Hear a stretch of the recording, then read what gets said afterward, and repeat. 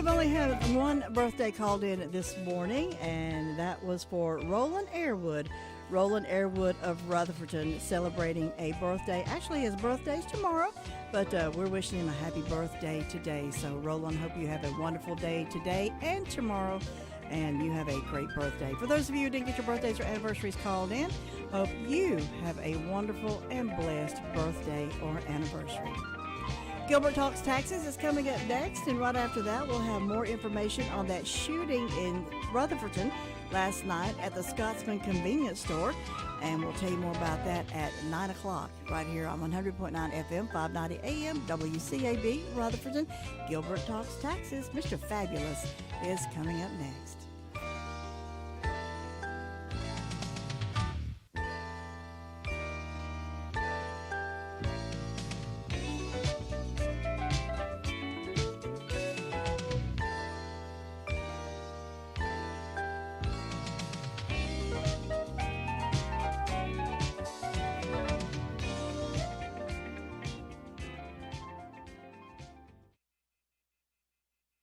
.9 FM, 590 AM, WCAB, Rutherford.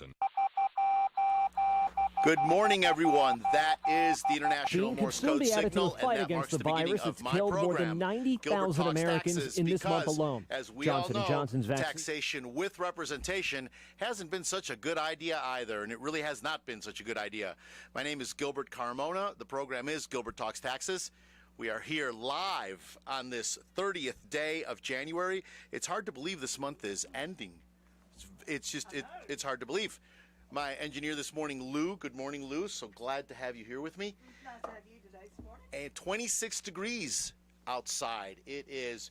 So you said there's a shooting in Rutherfordton. Yes, I did. Okay. Yeah, and between the weather and that, I'm beginning to feel like I'm back in Chicago.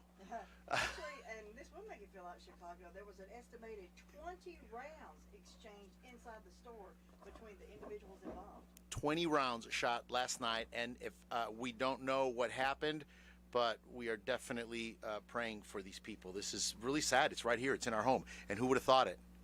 I mean, who would have thought it right here? And there was one in Spindale Friday night. Friday night in Spindale. Yeah. Okay. So there's a lot to pray about. There's a lot to pray about. Those of you live streaming, www.wcab WCAB 590. It's I got to get it. It's 590.com. I always want to say AM. It's www.wcab59.com. I always want to say 590 AM. 59.com. Those of you live streaming, thank you. And this video gets picked up, and it literally goes all over the country, so they get to hear me forget my call letters this morning.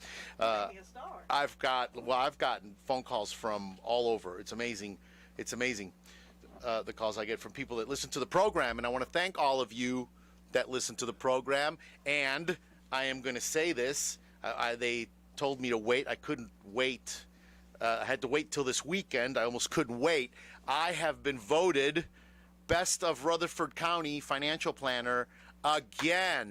Thank you, Lou. Thank you. Thank you, Lou. Again.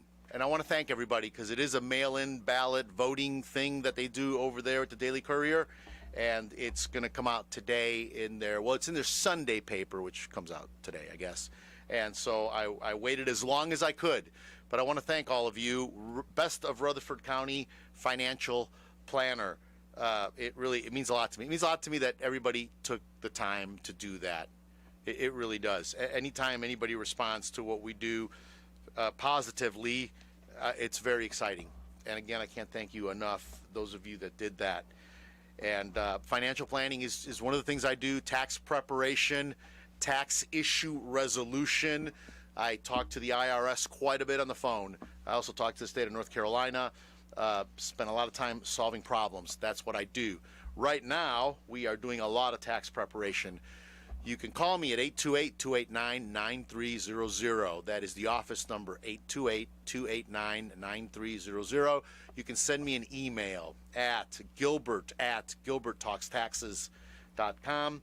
Send me an email if you have any questions, if you want to schedule an appointment, if you want to come and have me do your taxes, if you have an IRS issue, if you owe the IRS money. Well, I mean, what other IRS issue is there, right? Either you owe them money or they owe you money. Okay, so they're the only two issues you could be having with the IRS. Either of those issues I can help you with.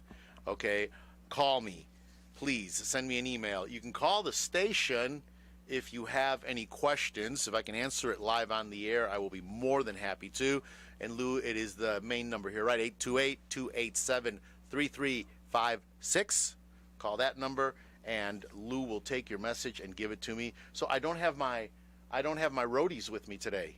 They're not here. Yeah, Canyon and Karen aren't here, so it's just you and I, Lou, doing this. They are, but that's okay. I brought my own water. I'm ready to go. So there we go. The phone's already started ringing.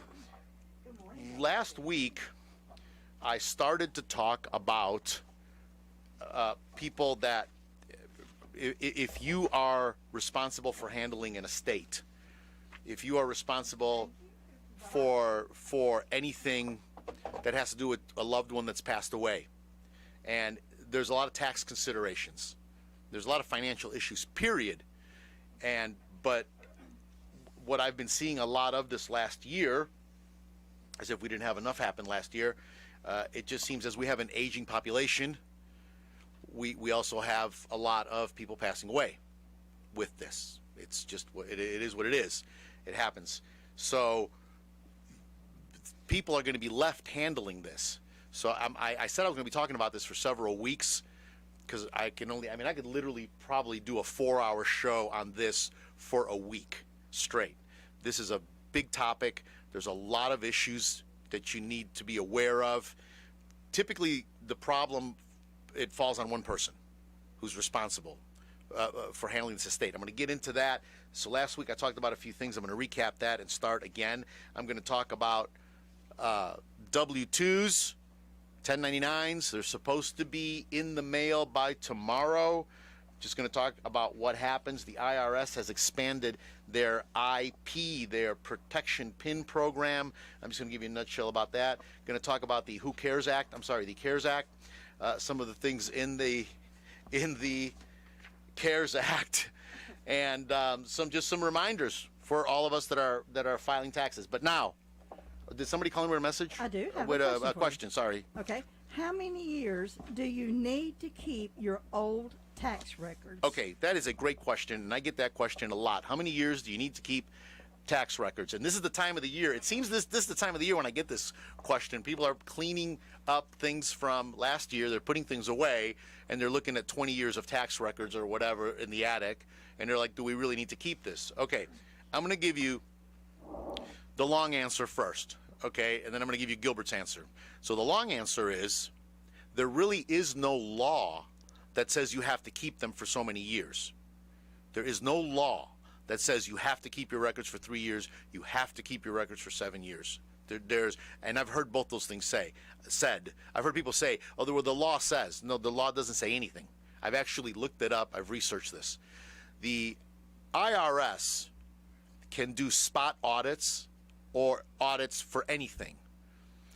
Actually, 50% of letter audits that you will get are random, completely random. The computer will spit you out. There are things that will alert the computer to let somebody know, hey, look at this tax return. There's really no such thing as a quote-unquote red flag. There really isn't. So, and I say that because 50% of audits, and I've been told this by auditors, 50% of audits are random. I've been in those audits, and they've even said, you were randomly picked for an audit. And it's okay. So you won the audit lottery, is what I tell my client. You did. You're picked. You do it. That's it. So they can go back 3 years. Okay. Now, if in that's statute, they can look at 3 years of tax returns. In that, so you're being audited. They're looking at 3 years. They're typically going to go back the last 3 years. That's why many of you, and one of the topics I was going to talk about this morning, many of you are starting to get letters right now about issues from 2018, because they're going back and looking at issues of 2018 and 2019. Those are going to fall off here real soon. So they're going back and they're looking at any open things on that. So 3 years. Now, if in that audit they find problems, they can expand the audit. Okay? Now, typically, they're not going to go more than 7 years on something like that. They'll expand a few years. They might go a few years forward or a few years back. In other words, they're looking at, let's say they're looking at 2017, and they find an anomaly or they find something they're questioning. They could go back to 16 and 15 if it pertains. If it pertains, they're not just going to say, well, let's look at 16. Let's say they found a depreciated vehicle in there that you originally, that's in 17, and you started the depreciation in 15, so they'll want to see that paperwork from 15. Okay, that's typically how that works. So the rule, or they'll go forward. Now, if they, and I'm going to answer the question here in 1 second, if they find fraud, like blatant fraud, you lied, okay, there is no statute of limitations. They can go back to the beginning of time. So that said, the rule of thumb that EAs and tax attorneys and CPAs have always said is keep 7 years. Okay, so you're going to keep 7 years of tax records, documents. Okay, that's just always been the rule of thumb. I have rarely had them go back more than 3 or 4 years, though. So now you can keep those in any form you want. You can, of course, right now everybody's scanning because that's just the technology that we have. Back in the day, it was microfilm. I mean, people would actually, especially big companies, would microfilm all their things. You could go to a place and they would do it, or you can just, today it's scanning. Just scan everything, keep it in a secure location, or put it on a DVD, or put it on a big old jump drive or a backup drive, whatever you have, and just keep them. All the IRS wants to see is paper. You're not going to email them. You're not going to give them a PDF. They don't operate that way. They want paper, old school paper. I just went through an audit and gave them, and I always say they weigh it by the pound, I gave them 671 pages of scanned documents. Oh yeah, I sent them away to go do some homework. 671 pages. Yeah, it was 3 binders. Typically when I go into an audit, I will have a binder for the auditor, a binder for me, and a binder for the client, so the client gets a copy of everything in there. So to answer your record, how long should you keep them? I would tell you 7 years. Really, I don't think I have ever had the IRS ask for more than that, ever. I can't think of a time. You know, now there are places that will scan your documents for you and put them on a jump drive, put them on a jump drive, put them on a PDF for you, and you will get them. Everything that comes into my office, I scan. Everything. We've got scanners everywhere. Everything gets scanned and put into your shared company file, meaning that we share it internally, and everything is backed up 3 ways. I have a server, I have a cloud-based server, and I have a portable hard server. So I back up everything 3 ways, and that's what we try to do. But I've been actually scanning now for 10, 11 years. So, and I'm not truly paperless because you still have to move paper around. So to answer your questions one more time, 7 years is what we're recommending. 3 years for sure, minimum 3 years, because that's more in the real world what's going to happen to you in an audit. Okay. It can be scanned as long as you have it scanned documents. When the auditor shows up, I have to produce paper. And this is actually a big topic. Whoever called this in, thank you so much.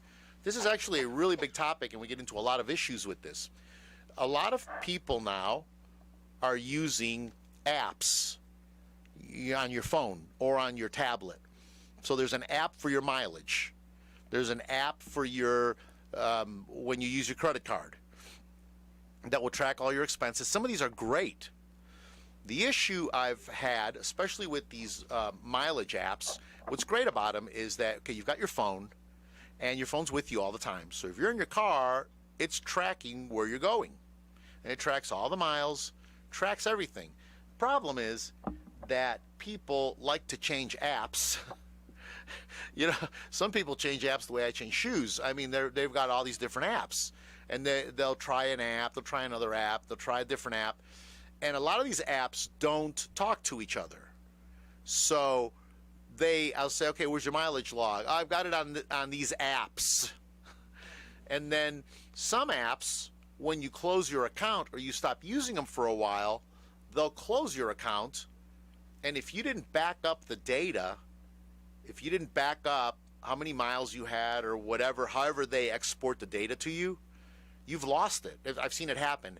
I saw a person get a new phone, and they didn't back up some of the apps and stuff, and they didn't use them. And then when they went to download the app and go back, log in, and do all that, their data was all gone. So 6 months, 7 months of mileage was gone. Okay, which is a huge, huge deduction. For those of you that know, 56 cents a mile you get for driving your vehicle when you own a business or you have a business, it's a company vehicle, and you're driving at business miles, you get a really big deduction. So I'm like, well, where's your log? Because in an audit, getting back to an audit, you're supposed to have a log of per day where you went. So if you're using these apps, please back them up. And it can be, cloud-based. I know, iCloud right on your phone. I'm an Android guy. I have a Samsung. Samsung's got all kinds of automatic things that'll back these things up because you may not like that app anymore. Or that app, the company may go out of business. I mean, I've seen that happen. They go out of business. They're no longer on the platform. When you go to open the app up, it says there's no server, can't find a server. Where's that data? The same thing with a bank. People rely on the bank having their bank statements for them. Did you file a tax return? So many people come in, and I say, where's your bank statements? Oh, I got to go to the bank to get them.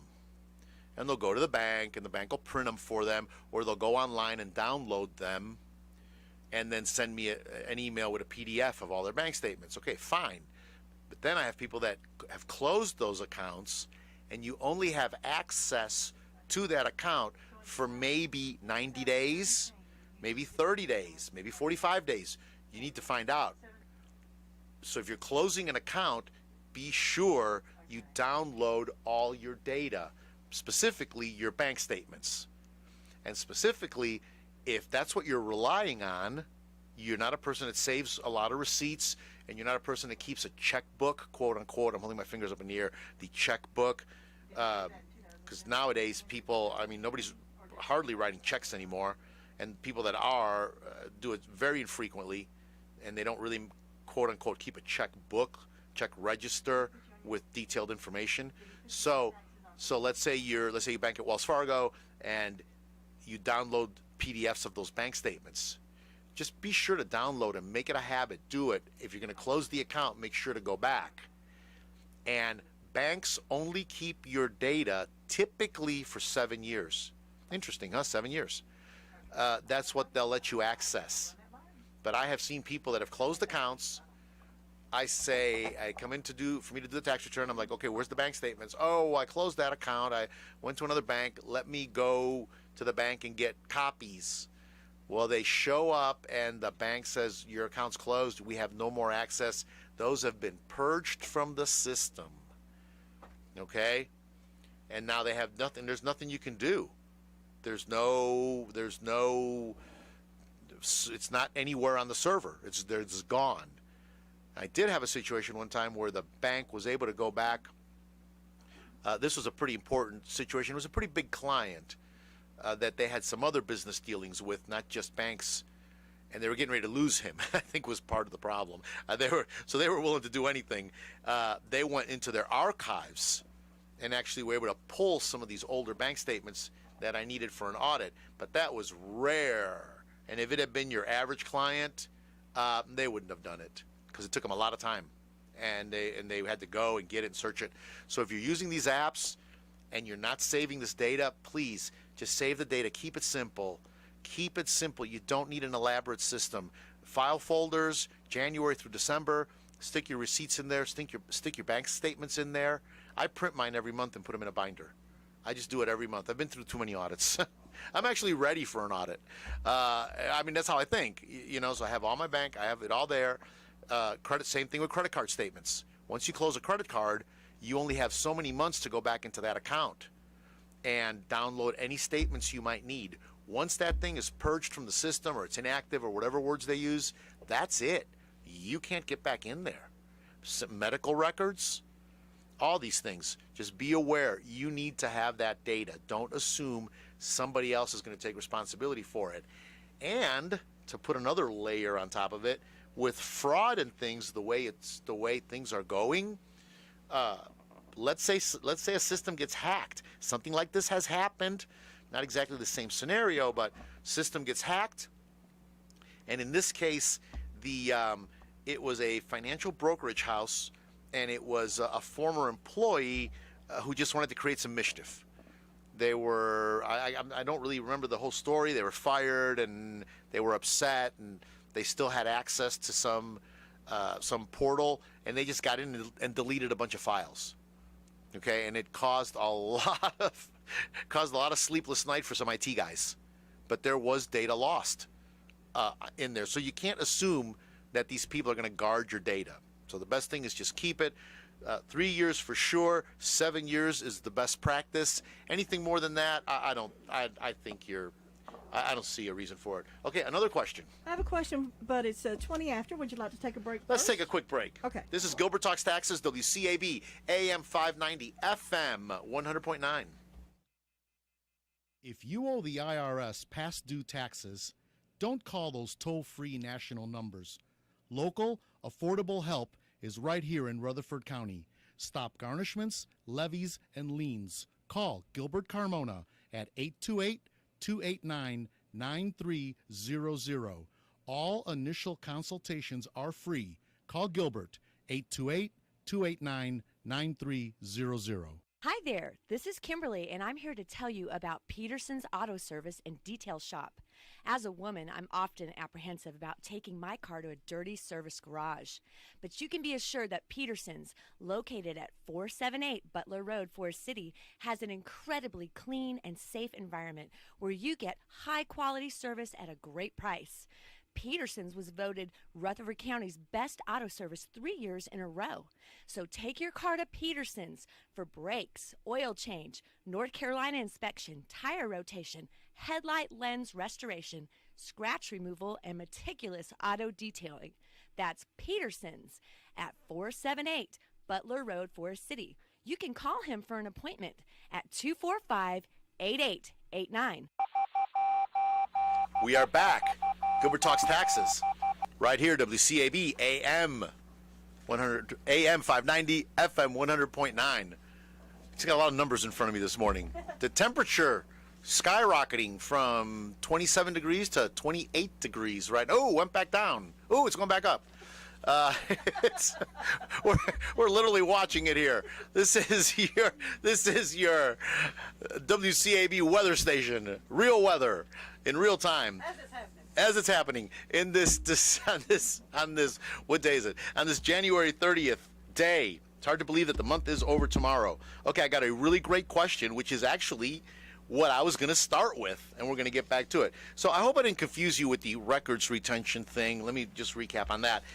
It's really a great question. It's a pretty big topic. I know the person that called probably just has a bunch of boxes, and they're like, "What do I do with these boxes?" Call Gilbert and ask Gilbert. But it is record retention, especially if you have a business. That's typically where you're going to have your biggest audit, is a business.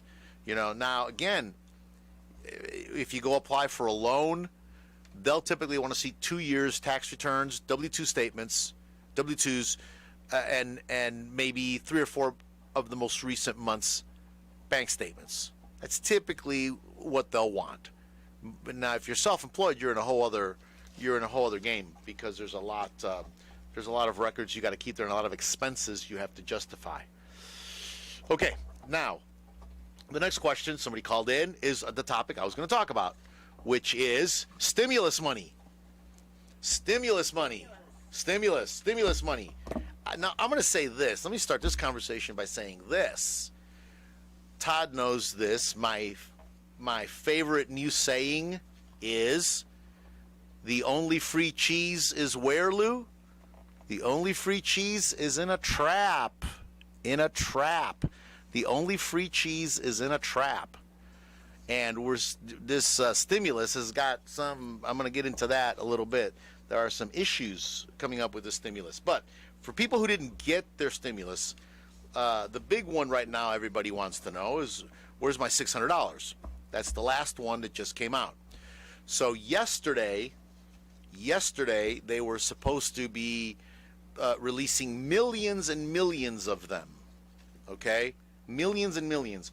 I only know of 2 people that have gotten it, so that have reached out to me yet, that have gotten it. And it was when they went to their bank, it showed it as a pending deposit. So they did do it. They released them yesterday, and they should be in people's bank accounts today or last night.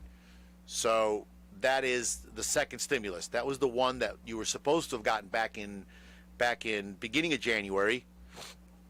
And it's the whole reason they pushed the filing, the start of tax season to the 12th of February.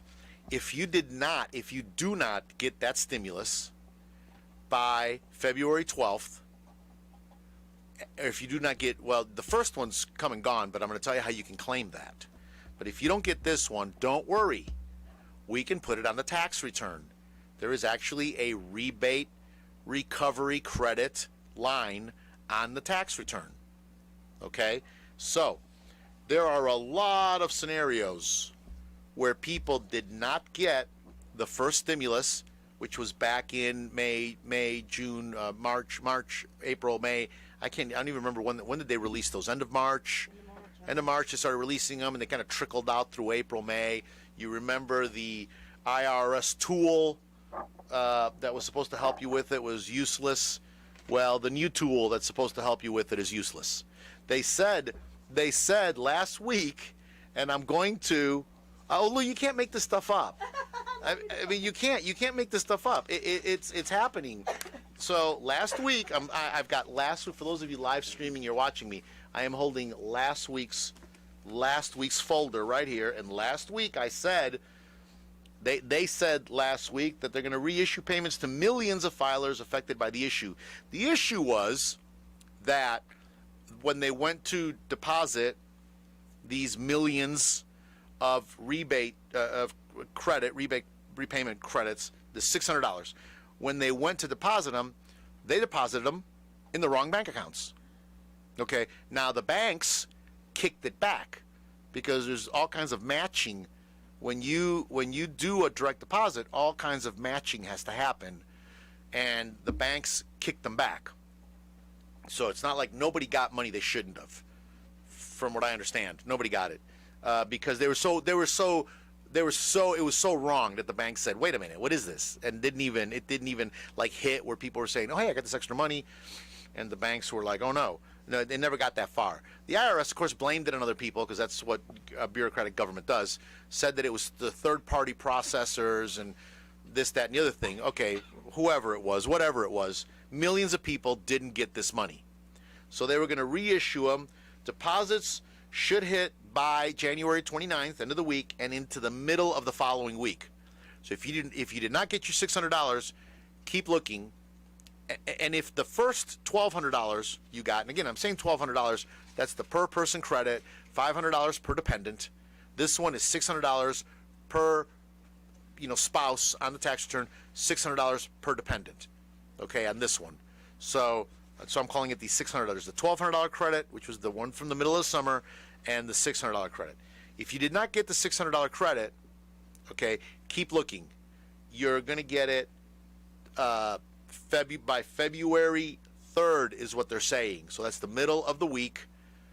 They're gonna do those. Now, if there's a problem with those direct deposits, it goes to direct deposit and it gets rejected, or they don't have a bank account for you, they're going to start mailing checks. Okay, so that's what it says. They're going to start mailing checks. Checks are supposed to start getting mailed in the middle of the week, and you should be having those checks by the 12th of February. If you do not get that check, then by February 12th, go ahead and do your tax return, because that's going to be the first day we can e-file. You do your tax return and say you didn't get it. Okay, and they will reconcile it on their end. And you should get it in the form of a refund.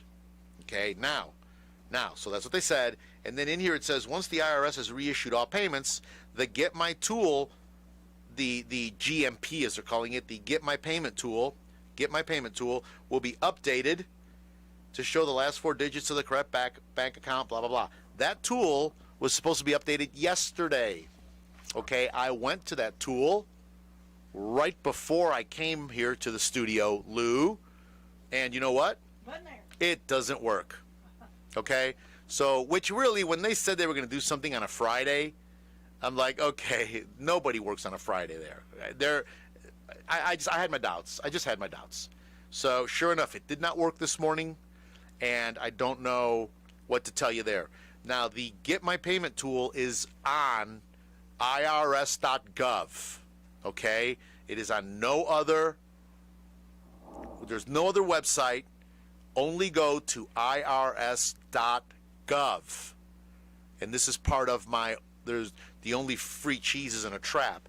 People are going to all these websites that claim they have, get your IRS stimulus update, whatever, and they're fraudulent websites, and they're putting in their social security number and their date of birth, right, and their home address and whatever other information the thing's asking them for, because that is what the tools asks you. The irs.gov tool asks you for your social security number, your date of birth, your address, and your zip code.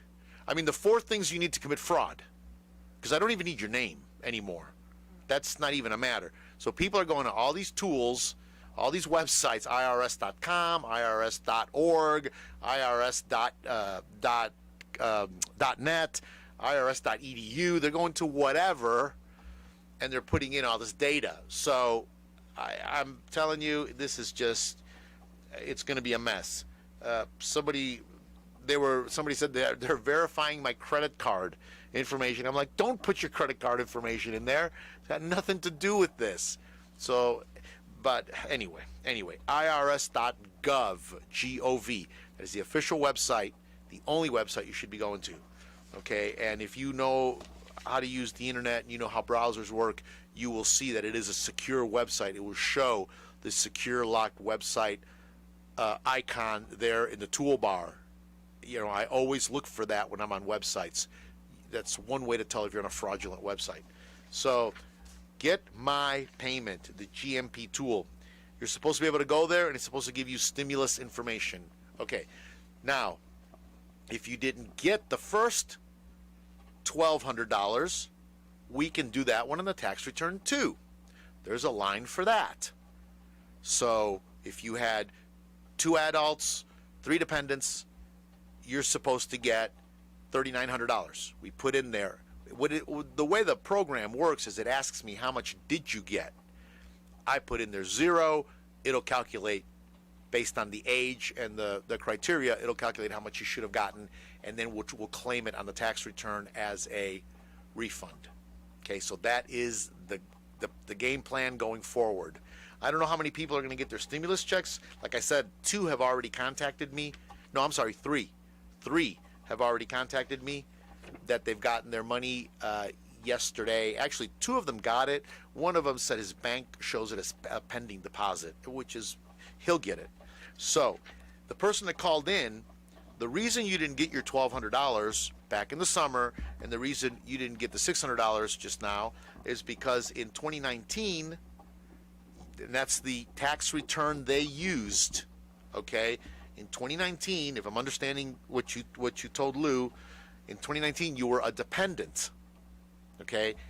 If you're a dependent over the age of 16, you don't get any stimulus, because that's where they drew the line. Yes, this person is 81. You definitely didn't qualify. So you were a dependent of somebody else in 19. So what you're going to need to do is in 2020, file a tax return. You may not have enough income to normally file a tax return. You probably don't have to file a tax return, but you're going to now. You're going to file a tax return. Let's say the only income you have is Social Security. Fine. You put it on the tax return. You will owe no tax on that Social Security if that's all you have. Okay? You will file your tax return, and in that tax return, you're going to claim your $1,200 and your $600. Well, wait a minute. She's 81. She should have gotten the $1,200 through her Social Security. because wherever they deposit her Social Security deposits, that's where she should have gotten it. Her son put, since she was living. Oh, because he put her as a dependent. That's right. That will override that. Thank you. Thank you. Thank you. Lou, see, Lou listens to Gilbert Talks Taxes. So Lou knows a lot about this. That's right. That will override it. Just when you think you've heard every scenario, somebody gives you a new one. So, okay. So you will have to do a 2020 tax return. The bottom line is you didn't get it. You're going to have to do it. A 2020 tax return. And in that tax return, you will claim the $1,200 and you will claim the $600. So the government owes you $1,800. And other people that were eligible, that were claimed as a dependent, is where I was going with this whole conversation, is other people that were claimed as a dependent may consider for 2020 doing the tax return themselves, because they're going to get more money if they're over 16. They're going to get more money by claiming the stimulus, the $1,200 and the $600, both if you didn't get them, or one if you didn't. You're going to get more money than that person is going to get for claiming you as a dependent. And this is what we're finding out. We're finding out, especially dependents that are 19, 20, 21 that are still in school, and the parents claim them as a dependent, but the parents don't get the big thing you would want to claim a dependent is for earned income tax credit or child tax credit. Well, they're too old for the child tax credit, but they can still get earned income tax credit if the children are in school, right, till 23 if they're still a student.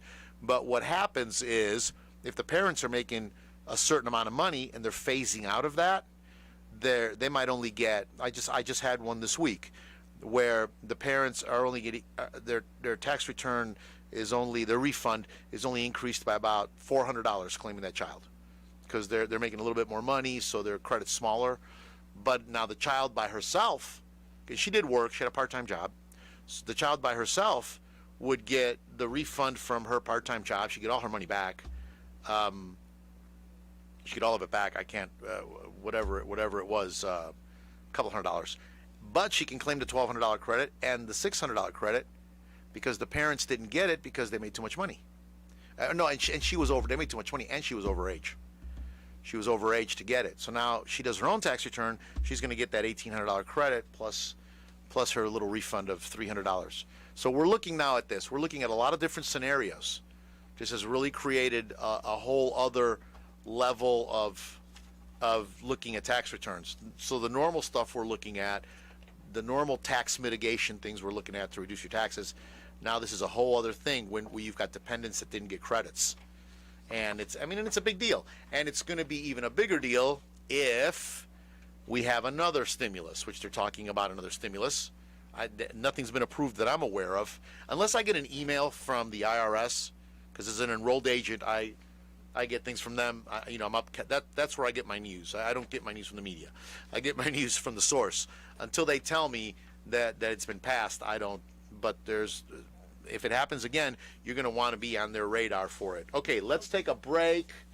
This is Gilbert Talks Taxes, WCAB AM 590, FM 100.9. As we get ready for this year's tax season, there's one thought on everyone's mind. Will Gilbert's hair look fabulous this year? Oh, yes, it will. How can I say that? Because I go to Robin Saunders at RSL Salon. Whether it's a good haircut, a pedicure, or a manicure, you can count on RSL Salon. Call Robin at 828-289-9110 because everyone deserves to look fabulous. People come up to me and say, Gilbert, thank you for doing my tax return, and thank you for getting me that big refund. Do you have any ideas what I can do with that refund? Oh, yes, I do. Take that refund right over to NC Tractor and Farm Supply, talk to Phil, get you a brand new shiny red Massey Ferguson. That's NC Tractor and Farm Supply, Railroad Avenue. You can call Phil at 828-429-5008. By the way, mention you heard it on Gilbert Talks Taxes. I'm hoping he'll give me a discount when I go buy my brand new shiny Massey Ferguson tractor. We are back. This is Gilbert Talks Taxes, WCAB AM 590, FM 100.9. Those of you live streaming me, www.wcab59.com. Thank you for tuning in. Again, I have been voted Best of Rutherford County, Best Financial Planner. And yes, Lou does this round of applause there. Thank you, everybody. I want to thank everybody for that, that people took time to fill out that form and vote for me. That really means a lot to me. All of you that come to me, that listen to this program, thank you. It really is an honor to do that. You just do your job all the time, and you don't think about these things, and then you get a phone call.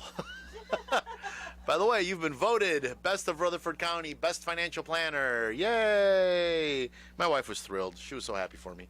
And really, she's the one, you guys, she's the one that should get that. Okay, she's the best of Rutherford County. Her, Lynn, they just work round the clock to hit the schedules and stuff. I could not do what I do without them. And everybody else, in the office too. I've got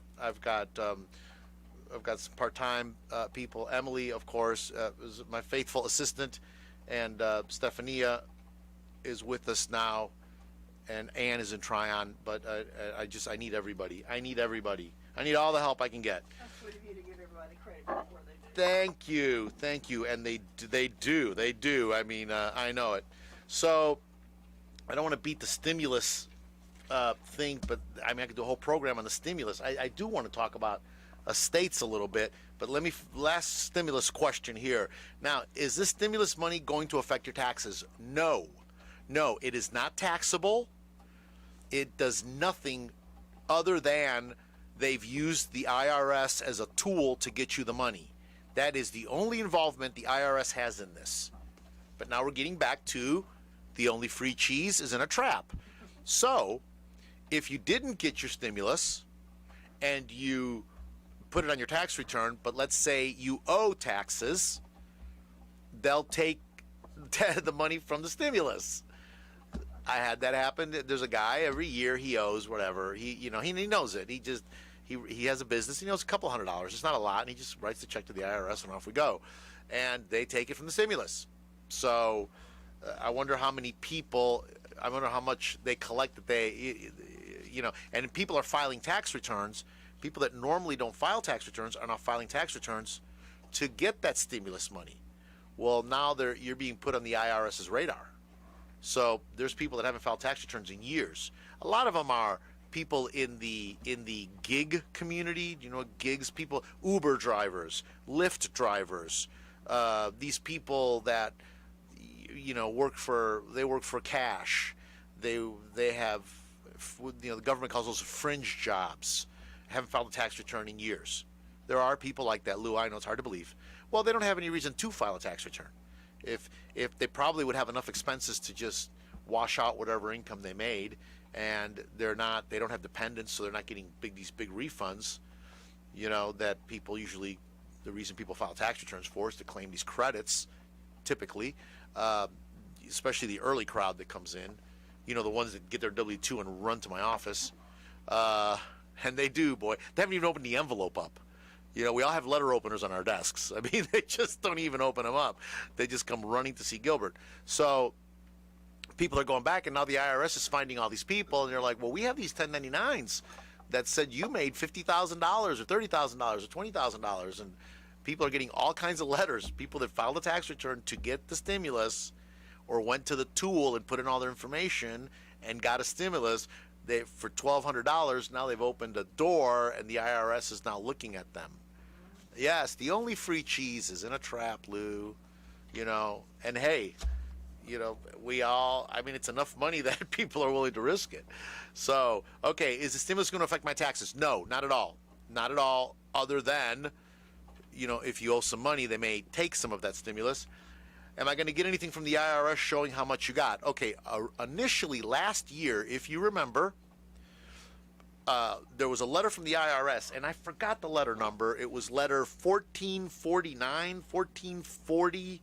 It had a letter number, but there was a letter from the IRS saying, "Dear taxpayer," and it was a personalized letter. It had your name on it. Our records indicate that you should be receiving a economic impact payment, because that's what they're calling it, economic impact payment of your household. You and your household should be getting $3,900. Sorry, $3,900. So you got husband, wife, 3 children. Okay, I'll qualify. $3,900 or whatever that amount was. And this will be or should have been direct deposited into bank account, blah, blah, blah, last four numbers. And so you got these letters. Okay, there is nothing coming out that I am aware of that I have looked online on the irs.gov website and have seen for this. So there is nothing that you have to bring me to show me. It's your word. You tell me. I will ask you, did you get an economic impact payment? You're going to say yes or no. And if the answer is yes, how much did you get? Did you get one in the last year? Did you get one just now? Did you get a $1,200? Did you get a $600 one? Yes or no? If, you know, you can tell me whatever number you want to tell me. When I e-file a tax return, they will reconcile it. So, and then you'll get a letter. And I don't know what we're going to do, because I'm sure we're going to have some discrepancies. I'm sure people's memories get a little hazy when it involves money. You know, well, I didn't get it. Well, they said you did. So I'm already looking forward to those conversations. And, you know, prove they're saying you got it this, because they'll tell me exactly what date it got direct deposited. And then I'm going to need you to show me a bank statement showing that it's not there. So that's how typically what happens when the IRS said you got money that you say you didn't. So we're going to see. But no, I don't need anything. You don't have to wait for anything. You're not waiting for anything from the IRS. But let me tell you what you are waiting for. You're waiting for that 1099-G if you collected unemployment. And so let's get back to W-2s and 1099s. Okay, they're supposed to go in the mail by Sunday, post-dated February 31st, in the mail. Some people get them early. Some people, these businesses are waiting till the last day because there's a lot of issues. And I think the IRS is going to give them some leeway because of the China virus. I don't think they're going to punish anybody who's a little late. I just don't think so. Normally, there's a small fine for being late. Some companies just say, fine, we'll pay it. They can't get the data pulled together. So if you don't get your W-2 or 1099 by, February 1st, 2nd, 3rd, 4th, it's not like you can call the IRS and they're going to go get it for you. The IRS will tell you, wait another 30 days. They'll say, if you don't get it by March, call us back. I've actually had the IRS tell people, give it 2 months, especially if a company declared bankruptcy, which we had a lot of because of the China virus. Companies declared bankruptcy, businesses closed, businesses have disappeared off the face of the earth. You just be aware, be on the lookout for that W-2. I cannot e-file your tax return with a check stub. People will bring a check stub and go, I haven't gotten it. It's February 1st. I haven't got my W-2. I want to do my tax return. Here's my check stub. And I won't do it. I can't do it. The IRS won't allow me to do it. I mean, I can do whatever, but if I get caught, it's serious. I'm not going to do it. And I know people have gone and done it with TurboTax and stuff. What happens is that your check stubs aren't reconciled. And many times, there's mistakes on those check stubs. And when you get a W-2, it's been reconciled. And it is what SSA has. So this business, and even if they went bankrupt, they will have done this because they have to close the business. These businesses will send a different number to SSA. So you're going to get a letter from the IRS, and it's just going to mess things up. You're better off just waiting.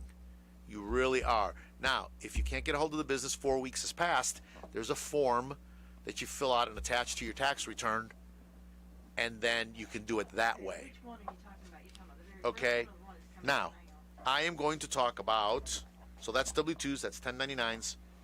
They're supposed to be in the mail by Sunday. You're supposed to get them. 40, Got more questions coming in here. 1099s are supposed to be out. All these forms are supposed to be out by January 31st. Okay, so you're going to have them in the first couple of weeks there. And then when you have everything pulled together, we can get ready. She's writing a lot here. Is this another is it another stimulus question? Yes, it is. Let me I may not be able to read my chicken Go ahead. scratch. They have pending. They're not getting $600. It's $342.60. is what it says. That's pending to be posted to their account, not the full $600. They're prorating it for a reason, or they may be keeping some of it for a reason. It's one of those two reasons. You remember early on, if you made between a certain amount and a certain amount, because it phases out. There's a phase out where you don't get it. You made too much money. So there was, and I don't know those exact numbers off the top of my head, but it was a lot. It was like $150,000. But if you made between 150 and 100 and something, 70, 80, then there was a phase out where it got reduced. Or they could be keeping part of it for who knows what, student loans, past due taxes, child support, medical debt. There are things that they can keep your refund. There are things. Do I have one break left? Yes, sir. Okay. Well, so just to finish about with the W-2s, 1099s, and then if you had unemployment, you're going to get a 1099-G. So that is a very important document. Unemployment is taxable, okay? And if you did not have withholding, a lot of people are going to be surprised what's getting ready to happen to them, because it is taxable income. So if you filed your unemployment benefits online, log back in, and you will see a drop down there where you download your 1099-G. If you're a person that did it online over the phone, where you called in, call the number and ask how you can get your 1099-G if you did not create an online account. I think pretty much everybody created an online account. I think that was at one point mandatory. So you can log in there and get your 1099-G. It's very important. Got to have it to do your tax return, or you will get a letter from the IRS. Let's take the last break. This is Gilbert Talks Taxes, WCAB, AM 590, FM 100.9. I want to tell you about a little-known Rutherford County gem, Integrity Marble and Granite, located at 287 Shiloh Road in Forest City. They are the premier stone fabrication company in the western North Carolina region. They specialize in granite, marble, and natural stone, offering complete design and installation. Their design center and Kohler showroom features vanities, decorative accessories, bathroom, and kitchen fixtures. You do not have to go to Charlotte or Asheville for this kind of quality. We have it right here in Forest City.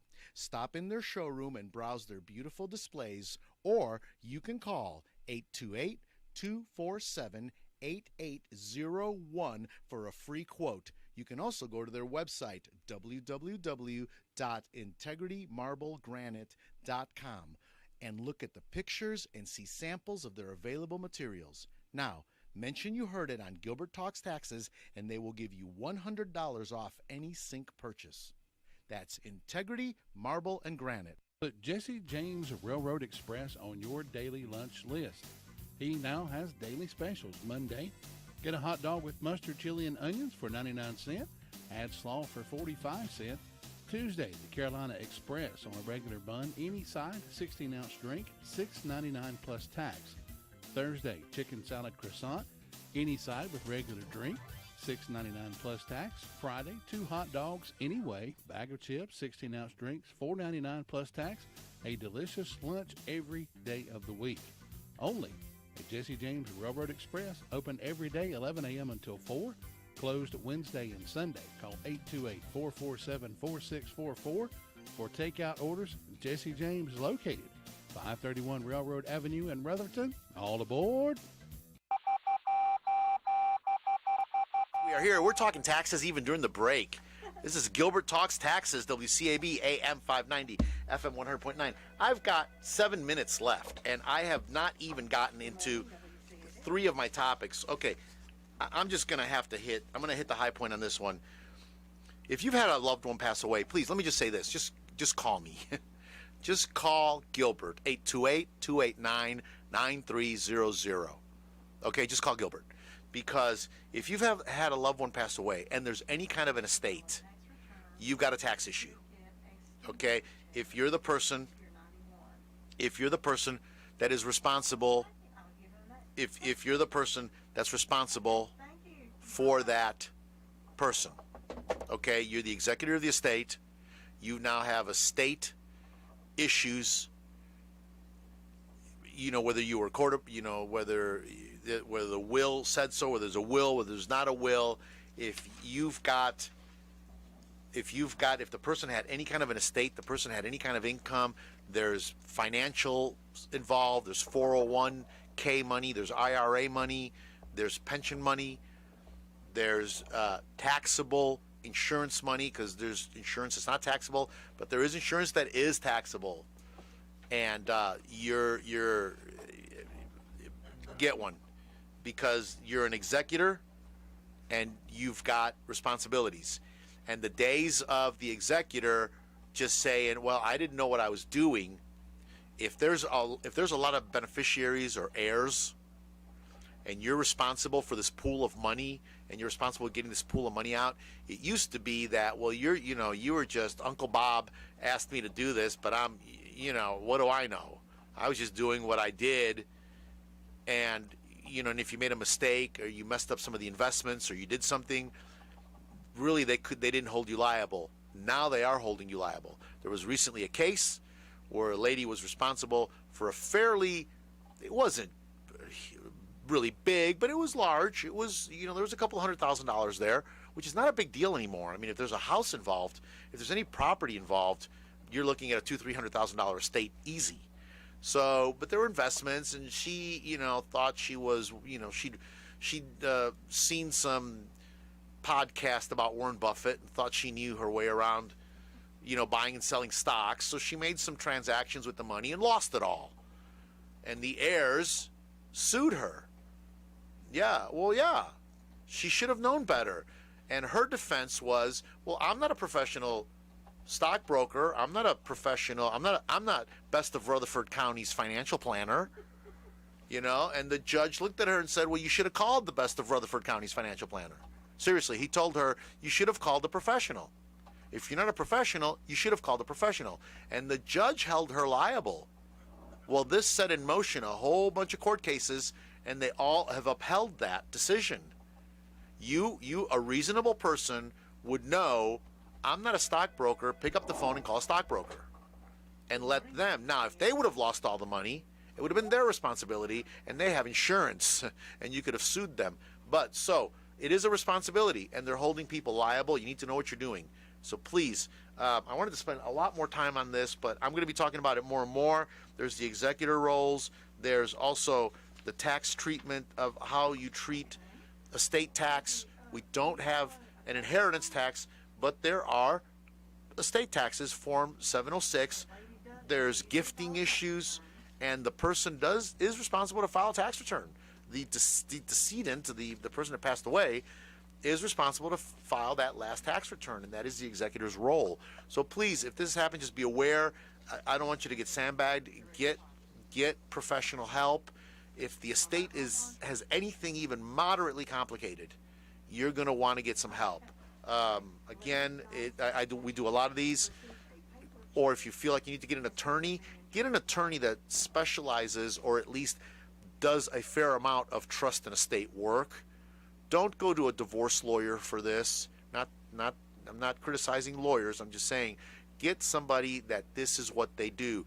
This is a specialty, and lawyers that litigate or do other things, they may say, oh yeah, we do that, and give it to a paralegal, but this can get complicated really fast. Okay, so enough said about that. Okay, so we've got some questions here. 91-year-old.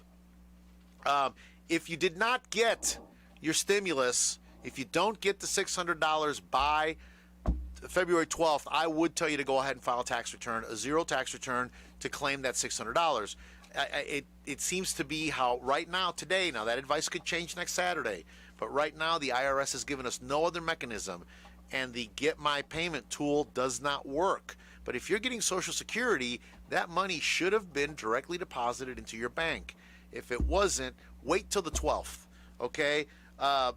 Received a paper check instead of direct deposit. Okay, she files a tax return and she received a paper check. Well, this is what's happening. Whatever mistake the IRS made that messed it up, It did not get direct deposited, and they are issuing paper checks. So if the tool is telling you that a check was mailed, all you can do is sit back and wait. Now, the tool said early on that January 6th your check was mailed. That was wrong. Now, they've tried to go back and fix that. Some of the tools are still showing that. When I say some of the tools, the IRS tool, Get My Payment, is still showing that for a lot of people. Okay? How much time do I have left, Lou? Go ahead and take an extra minute. Go ahead. Okay. Well, no, I wanted to. Okay, so that's the tool is showing it. But yes, that's part of the problem. People that have direct deposit are getting checks, and that's part of the problem. I don't know why. So that, and then you've got widows that are getting their deceased spouse's stimulus. Originally, the IRS said mail it back, but we were like, well, wait a minute. You sent them a check for $2,400. She's going to mail it back now. She's not going to get the $1,200. They said, well, go ahead and deposit it, and then we'll figure out something later. Now they're saying just keep it. So that's the latest we heard. They're saying just keep it. So we will see. You guys, okay, so I'm done with all this. Ran out of time. I'm going to talk more about these decedent estates. Thank you for the great questions. Thank you for listening. It means so much to me. Last night, I'm going to close with this thought. Give me that extra minute, Lou. Last night, I did something. I don't know why I did this, but last night I opened up the Declaration of Independence, and I read it. Read the whole thing. It's not a long document. It took me maybe, 3-4 minutes. I read it, but I read it all the way through. Most people stop after the first paragraph, I read Declaration of Independence all the way through. And the thing that hit me was Ecclesiastes. There's nothing new under the sun. Solomon said it. This political thing that we're at now, people are going, I have never seen anything like this before. Read that Declaration of Independence. You would have thought it was written last week. You would have thought it was written last week. Just change the names of the players there. That's all you got to do. But Ecclesiastes, I want to leave everybody with this, okay? Solomon said it, Ecclesiastes 12:13, the last two verses, 13 and 14. All has been heard. The end of the matter is, fear God and keep his commandments, for this is the whole of man, okay? This is the whole of man, to fear God and to keep his commandments. It is the whole duty of every man. For God will bring every work into judgment, with every secret thing, whether it is good or evil. And he said there's nothing new under the sun. And I was sitting there looking at this going, this wasn't written in, July 4th, 1776. This was written January 6th of 2021. Really. Nothing new under the sun, but the end of the matter, fear God. Thank you for listening. This is Gilbert Talks Taxes, WCAB, AM 590, FM 100.9. And we're joining ABC News already in progress. Crash test safety data, but they all get you from point A to point B. Company will seek emergency use authorization from the FDA. You're listening to ABC News. Do you check your Google search results regularly? You should. People often get their first impression of you or your business online. Negative comments on the internet can impact your life and your livelihood. Take control of your online reputation. Get your free reputation report card at reputationdefender.com. It may reveal negative posts from an ex-employee, upset patient or client, news article, legal issue, or even exposed personal information right there in your Google search results. Uncover what's lurking on the internet about you.